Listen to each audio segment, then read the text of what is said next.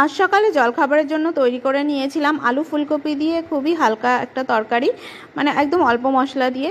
তো আমি কিভাবে তরকারিটা রান্না করেছিলাম চলো তোমাদের সাথে শেয়ার করি। তেমন কোনো কিছুই না, এখানে কড়াইতে সর্ষের তেল দিয়ে তেল গরম হলে শুকনো লঙ্কা তেজপাতা দিয়ে ছোট ছোট টুকরো করে রাখা আলু ফুলকপিগুলোকে একটু নুন হলুদ দিয়ে ভালো করে ভেজে নিতে হবে।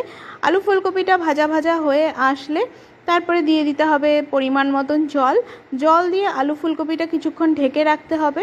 পুরোপুরি সেদ্ধ করার আগে আমি এখানে দিয়ে দিয়েছিলাম ফ্রোজেন মটরশুঁটিটা আমি ফ্রিজ থেকে কিছুক্ষণ আগে বের করে জলে ভিজিয়ে রেখেছিলাম। তারপর জল ছড়িয়ে এর মধ্যে দিয়ে ভালো করে সেদ্ধ করে তারপরে দিয়ে দিয়েছিলাম কয়েক টুকরো চেরা কাঁচা লঙ্কা। যে যেমন ঝাল খান সে অনুযায়ী ঝালটা এখানে দিতে হবে। তারপরে দিয়ে দিয়েছিলাম ওপর থেকে পরিমাণ মতন সামান্য চিনি, একটুখানি হালকা মিষ্টির জন্য। এরপর নাড়াচাড়া করে একটুখানি ঝোলটা গাঢ় হয়ে আসলে নামিয়ে রেখেছিলাম গরম গরম।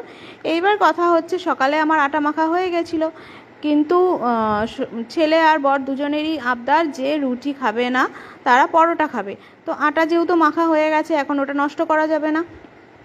তারা বললো ঠিক আছে ময়দার পরোটা করতে হবে না, আটার পরোটাই করে দাও, কিন্তু ত্রিকোণ পরোটা করতে হবে, মানে 3 কোণা পরোটা।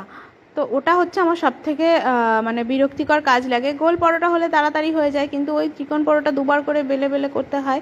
তো যাই হোক, আবদার যখন করেছে, সব আবদার তো সবসময় মেটানো সম্ভব হয় না, কিন্তু কিছু কিছু আবদার মেটাতে হয়। আর অনেক দিন পর যেহেতু আজকে সকালে একটুখানি মানে টিফিনটা হচ্ছিল ভালো, কেন কি এতদিন গরমের অজুহাত দিয়ে বেশ ফাঁকিবাজিই চলছিল। তো আজ যখন বলল যে আজ একটু ঠান্ডা পড়েছে, যেহেতু কাল বৃষ্টি হয়েছিল, মানে ওই নামমাত্র বৃষ্টি হলেও ওয়েদারটা আজকে ঠান্ডাই ছিল, বললো যে ঠিক আছে আজ একটু ঠান্ডা আছে, আজ কিন্তু কিছু ভালো মন্দ করতে হবে। তো এটাই আমাদের কাছে ভালো মন্দ ছিল। যেহেতু আমরা বাইরের খাবার খুব একটা খাই না, যতটা চেষ্টা করি বাড়িতে বানিয়ে খাবারই চেষ্টা করি, তো এটাই আমাদের কাছে ভালো মন্দ।